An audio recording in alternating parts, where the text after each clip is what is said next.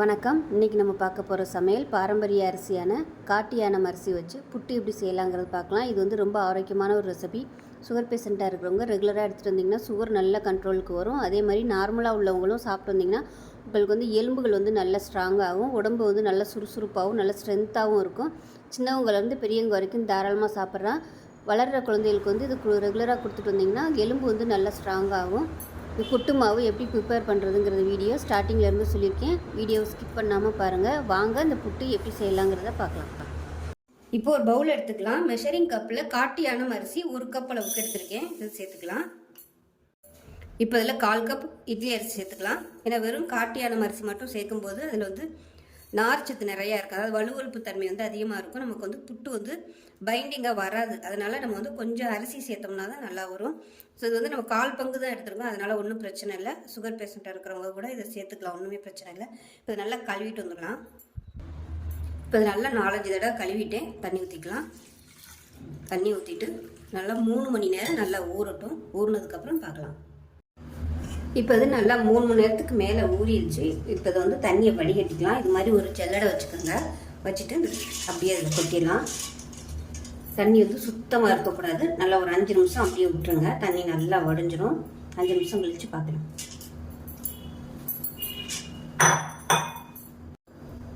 இப்போ ஒரு 5 நிமிஷமாக தண்ணி நல்லா வடிஞ்சிருச்சு. இப்போ இது மாதிரி ஒரு தட்டில் வந்து நல்லா சுத்தமான டவல் வந்து விரிச்சுக்கோங்க. விரிச்சிட்டு இப்போ வடித்து வச்சுருக்கிற இந்த அரிசியை வந்து இதில் சேர்த்துக்கலாம்.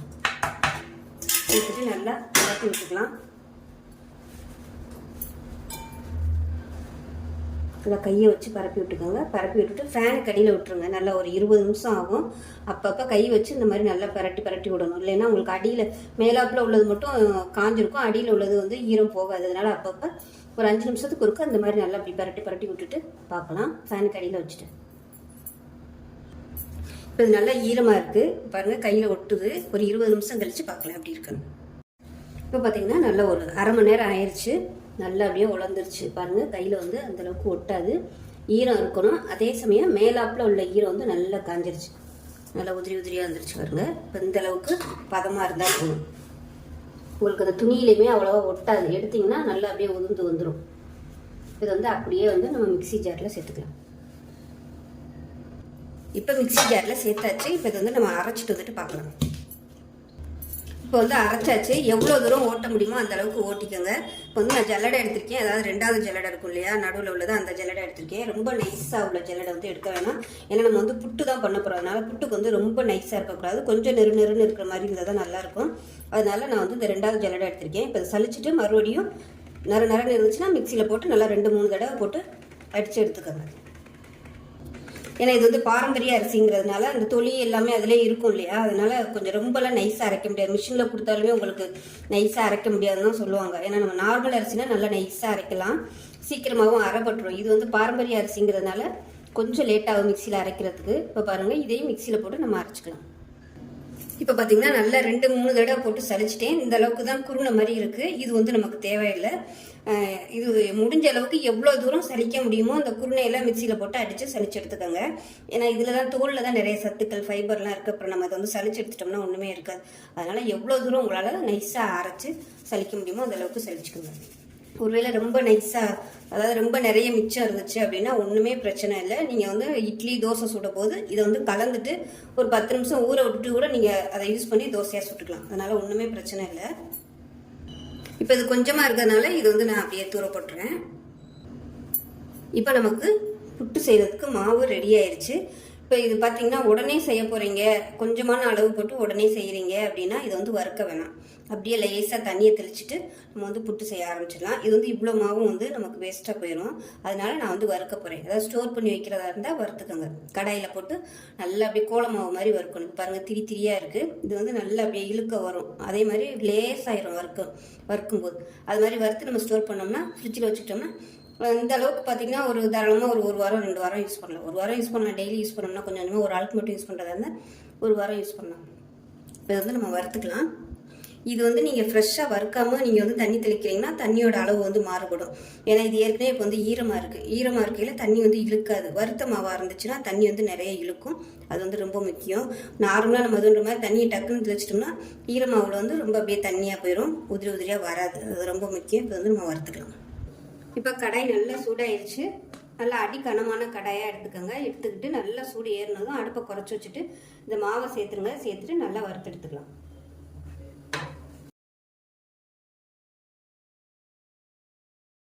மாவு நல்லா வறுபட்டுருச்சு. நம்ம நார்மலாக நம்ம வெள்ளை அரிசி மாதிரி ரொம்பலாம் இருக்காது. இது கொஞ்சம் வந்து அப்படியே சக்கையாக இருக்கிற மாதிரி தான் இருக்கும். ஏன்னா இது ஏற்கனவே நான் சொல்லியிருக்கேன், இந்த தோல் இதெல்லாம் அப்படியே இருக்கிறதுனால நமக்கு வந்து அந்த மாதிரி தான் இருக்கும். அதனால் நீங்கள் வந்து என்ன இப்படி இருக்குன்னு வந்து நினைக்க வேணாம். புதுசாக பண்ணுறவங்க இந்த அரிசி வந்து இப்படி தான் இருக்கும். பாரம்பரிய அரிசி எல்லாமே இப்போ வந்து அமர்த்திடலாம். நமக்கு வந்து புட்டு பொடி ரெடி ஆயிடுச்சு. அதாவது புட்டு செய்கிறதுக்கான மாவு ரெடி ஆயிடுச்சு. இதை ஸ்டோர் பண்ணி வச்சுக்கிட்டு தேவையான போது நம்ம கொஞ்சம் கொஞ்சமாக தண்ணி ஊற்றி தெளித்து இதை செஞ்சுக்கலாம். அமர்த்திடலாம். இப்போ கேஸ் இப்போ புட்டு செய்கிறதுக்கு ஃபஸ்ட்டு பார்த்திங்கன்னா நம்ம வந்து பச்சை பயிறு வந்து வேக விட்டு எடுத்துக்கலாம். இது வந்து நான் முதல் நாள் நைட்டே ஊற வச்சு வச்சுருக்கிறேன். நீங்கள் வந்து காலையில் பண்ணுறதா இருந்தால் நைட்டுக்கு ஊற வச்சுக்கோங்க, இல்லைன்னா சாயந்தரம் பண்ணுறதா இருந்தால் காலையில் ஊற வச்சுக்கோங்க. இப்போ இது வந்து நல்லா ஊறிடுச்சு. தண்ணியை வடிச்சிட்டு எடுத்துக்கலாம். இப்போ இந்த பச்சை பயிரை ஒரு சின்ன பவுலில் சேர்த்துக்கலாம். பவுலோ இல்லை ஏதோ டிஃபன் பாக்ஸோ எடுத்துக்கோங்க. இதை வந்து நம்ம வேக வைக்க போகிறோம். அதாவது தண்ணியெல்லாம் ஊற்றாமல் குக்கரில் வச்சு நம்ம வந்து வேக வைக்க போகிறோம். இப்போ இதில் ஒரு 1/4 டீஸ்பூன் போல் உப்பு சேர்த்துக்கலாம். உப்பு சேர்த்துட்டு நல்லா கரட்டி விட்டுக்கலாம். இது வேக வைக்கிறதுக்கு தண்ணி ஊற்றணும்னு அவசியம் இல்லை. ஏன்னா நம்ம அதை ஊற வச்ச அந்த ஈரப்பதத்திலே வந்து அது வெந்துடும். இது வந்து வறுக்காத பச்சை பயிர் தான், வறுக்கணும்னு அவசியம் இல்லை. இப்போ இதில் பார்த்தீங்கன்னா சின்ன குக்கர் எடுத்துக்கோங்க. எடுத்துகிட்டு இதில் கொஞ்சமாக தண்ணி ஊற்றிருக்கேன். தண்ணி ஊற்றிட்டு நம்ம குக்கருக்கு போடுவோம் இல்லையா தட்டு, அது வந்து போட்டுக்கோங்க. இது வந்து சின்ன குக்கருங்கிறதுனால நான் வந்து இந்த மாதிரி ஒரு சின்னத்தை வந்து உள்ளே போட்டுக்கிறேன். இப்போ இதில் வந்து இந்த பச்சை பயிரை வச்சுருந்த பவுலில் சேர்த்துட்டு மூடி வச்சிடலாம். இது வந்து டிஃபன் பாக்ஸுங்கிறதுனால நான் வந்து அப்படியே மூடிட்டேன். இல்லைன்னா ஏதாவது ஒரு சின்ன கிண்ணம் வச்சு மூடிக்கோங்க. இப்போ வந்து க்ளோஸ் பண்ணிடலாம். க்ளோஸ் பண்ணிட்டு கரெக்டாக அந்த பாத்திரம் வந்து உள்ளடங்க இருக்கிற மாதிரி பார்த்து எடுத்துக்கோங்க. க்ளோஸ் பண்ணிட்டு விசில் போட்டுட்டு நல்லா ஒரு 4 விசில் விட்டுட்டு ஸ்டீம் போனதுக்கப்புறம் பார்க்கலாம். இப்போ ஒரு பவுல் எடுத்துக்கலாம். எடுத்துகிட்டு இதில் வந்து ஒரு மெஷரிங் கப் வச்சுருக்கேன். இப்போ வந்து நம்ம வறுத்து வச்சுருந்தேன் இந்த அதாவது புட்டு மாவு வந்து 1 கப் அளவுக்கு எடுத்துக்கலாம். இது வந்து நான் நேற்று சாயந்தரம் பண்ணேன். இன்றைக்கி சாயந்தரம் வந்து இது எடுக்கிறேன். இது நீங்கள் ஃப்ரெஷ்ஷாக உடனே பண்ணுறதா இருந்தால் வறுக்கணும்னு அவசியம் இல்லை. இது வறுத்தது. இது வந்து நம்ம வெளியிலே வச்சுருந்தாலும் ஒன்றுமே ஆகாது. 1 கப் அளவுக்கு எடுத்துருக்கேன். இதை ஒரு பவுலில் சேர்த்துக்கலாம். இப்போ இதில் 1/4 டேபிள் ஸ்பூன் அளவுக்கு உப்பு சேர்த்துக்கலாம். நைஸ் உப்பு சேர்த்துருக்கேன். இப்போ இதில் வந்து வெதுன்னு இருக்கிற தண்ணி வந்து நம்ம சேர்த்துக்கலாம். இப்போ தண்ணி வந்து நல்லா இளம் சூடாக இருக்குது. ஸோ கை பொறுக்கிற அளவுக்கு சூடாக இருக்குது.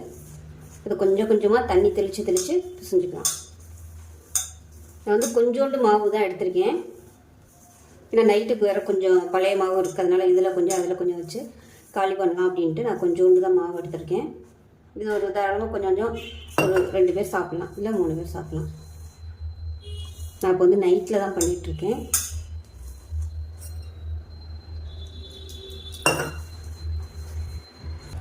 இப்போ தண்ணி தெளித்து நல்லா பசஞ்சிட்டேன். இப்போ பார்த்தீங்கன்னா பிடிச்சிங்கன்னா உங்களுக்கு இந்த மாதிரி பிடிக்க வரணும். உதுத்து விட்டால் உதுந்துடணும். இதுதான் கரெக்டான பக்கம். இப்போ இது வந்து கட்டியாக இருக்குது. இது வந்து ஒரு 5 நிமிஷம் அப்படியே அமுக்கி வச்சிடலாம். கொஞ்சம் அப்படியே ஊறட்டும். இப்போ தான் நல்லா சாஃப்டாக வரும். இது பார்த்தீங்கன்னா பச்சை பயிர் வந்து நான் வேக விட்டுருந்தேன் இல்லையா, அது வந்து நல்லா வெந்துருச்சு பாருங்கள். நல்லா பதமாக அப்படி நெத்து பதத்தில் சூப்பராக வந்துருச்சு பாருங்கள். ரொம்பவும் குலையலை, அதே சமயம் நல்லா அருமையாக வந்துருச்சு. நல்லா அப்படியே வாயில் ஒன்று எடுத்து போடுற அளவுக்கு சூப்பராக வந்துருச்சு. முதல்லாம் வந்து நான் தண்ணி ஊற்றி வைப்பேன், குழஞ்சி போகும். ஸோ வந்து அதனால் இப்போ இந்த மாதிரி வைக்கும்போது நல்லா எத்தனை விசில் வச்சிங்கனாலும் உங்களுக்கு வந்து இது குலையாது. இது தனியாக இருக்கட்டும். இப்போ இதில் பார்த்தீங்கன்னா தேங்காய் வந்து எடுத்து மிக்சியில் போட்டு வச்சுக்கேன். இதை வந்து நம்ம தண்ணி ஊற்றாமல் பொடி பண்ணிட்டு வந்துட்டு பார்க்கலாம். இப்போ அது ஒரு பவுலுக்கு மாற்றிக்கலாம். மாற்றிட்டு இதில் வந்து நம்ம பச்சை பயிரை மிக்ஸ் பண்ண போகிறோம். ஏன்னா புட்டு செய்யும்போது பச்சை பயிர் மட்டும் தனியாக போட்டோம்னா உதுந்துக்கிட்டு வந்துடும். அதனால் இதோட மிக்ஸ் பண்ணிட்டோம்னா அது தேங்காயோடு சேர்ந்து நல்லா அப்படியே செட் ஆயிரும். அதுக்காக வந்து நான் இதோட சேர்த்து மிக்ஸ் பண்ணி வச்சுருக்கேன். தேங்காய் வந்து உங்களோட விருப்பம் தான், எவ்வளோ யூஸ் பண்ணணுமோ நீங்கள் எவ்வளோக்கும் யூஸ் பண்ணிக்கோங்க. நான் வந்து ஒரு 1/2 கப் அளவுக்கு இருக்கும் அது தேங்காய். இப்போ பார்த்தீங்கன்னா அந்த புட்டு மாவு 5 நிமிஷம் நல்லா ஊறிடுச்சு. இது வந்து கொஞ்சம் கட்டியாக இருந்துச்சு இல்லையா, அதனால நான் மிக்சியில் போட்டு பல்ஸ் மோடில் சும்மா அப்படியே 1-2 சுற்றி எடுத்திருக்கேன். அப்போ வந்து உங்களுக்கு நல்லா உதிரி ஆயிரும். இல்லைன்னா நீங்கள் ஜல்லடையில் போட்டு லேசாக அழுத்துனீங்கன்னா உங்களுக்கு அந்த கட்டி இல்லாமல் இந்த மாதிரி உதிரியாக வந்துடும். ரொம்ப வந்து சுத்த விடக்கூடாது, சும்மா அப்படியே விட்டு விட்டு திருகுனிங்கன்னா உங்களுக்கு இந்த மாதிரி வந்துடும். சும்மா ஒரு 2-3 நிமிஷம் 3 தடவை பண்ணிங்கனாலே போதும். இப்போ பார்த்திங்கன்னா புட்டு வச்சு எடுத்துருக்கேன். இந்த ஜல்லடை வந்து உள்ளே சேர்த்துடலாம். சேர்த்துட்டு ஃபஸ்ட்டு வந்து நம்ம தேங்காய் வச்சுக்கலாம். சும்மா ஒரு லேயர் மட்டும் தேங்காய் வச்சு தேங்காயை மட்டும் கொஞ்சம் அப்படியே ப்ரெஸ் பண்ணி விட்டுக்கலாம். ஏன்னா அதில் அந்த பச்சை பயிரெலாம் இருக்கிறதுனால கொஞ்சம் அப்படியே அழுத்தி விட்டுக்கலாம். அடுத்து வந்து நம்ம புட்டு உள்ளே சேர்த்துக்கலாம்.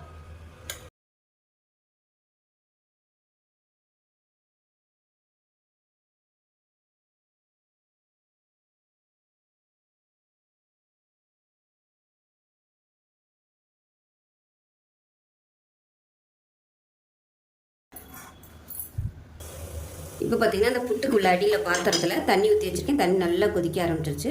இப்போ இந்த இதை மேலே வச்சிடலாம். மேலே வச்சுட்டு இந்த ஓட்டை வழியாக நல்லா ஆவி வரும். ஆவி வந்ததுக்கப்புறம் அமர்த்திட்டு பார்க்கலாம். இப்போ நமக்கு புட்டு ரெடி ஆயிடுச்சு. இந்த ஓட்டை வழியாக நல்லா ஸ்டீம் வரும். ஸ்டீம் வந்தோடனே நல்லா அதே சமயம் வாசனையும் வரும். அந்த மாதிரி வந்துருச்சுன்னா உங்களுக்கு புட்டு ரெடி ஆயிடுச்சுன்னு அர்த்தம். இப்போ நம்ம வந்து இதை வெளியே எடுத்துடலாம். இப்போ வந்து அடியில் ஏதாவது குச்சி வச்சுக்கோங்க. குச்சி வச்சுட்டு லைட்டாக அப்படி தட்டி விட்டிங்கன்னா போதும்.